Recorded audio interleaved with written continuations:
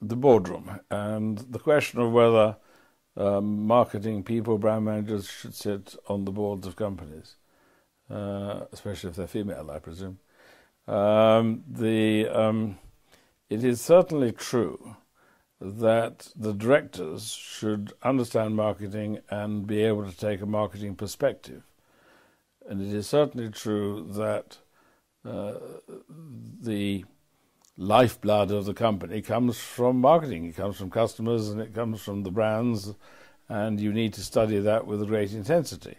And yet, boards of companies spend very little time talking about marketing, and in the study I did some years ago, it turned out to be about 10% of their time. You know, there's only three things you can talk about: getting money in, spending it, and counting the money up.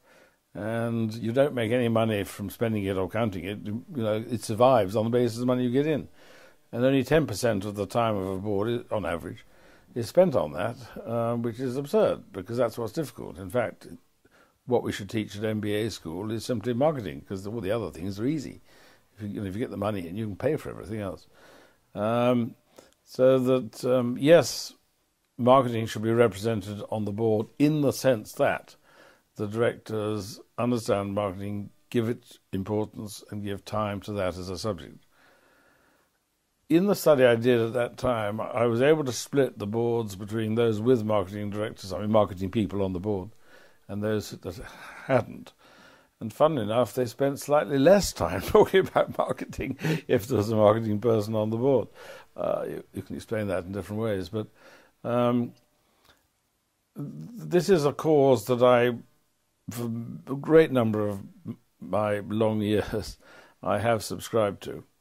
And I still subscribe to the idea of getting marketing into the boardroom. But I'm less keen today on necessarily having marketing people into the boardroom. And for a number of reasons. Firstly, most of them don't actually want to, curiously enough. They love marketing, they want to stay marketing, and they're not in the least interested in doing the things you have to do to get on the board.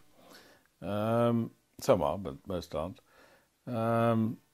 Secondly, the skills that you need to be a marketer, which is this touchy-feely thing, fashion consciousness and so on, are not skills that you need as a board director.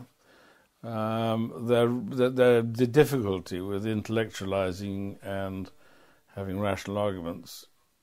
I mean, they talk forever. I mean, marketing people sit in committees and stay at lunch until 4:30 forever. But that isn't what I mean. What I mean is having tough commercial arguments. They're not very good at that. And you do need to be in front of the board of a company.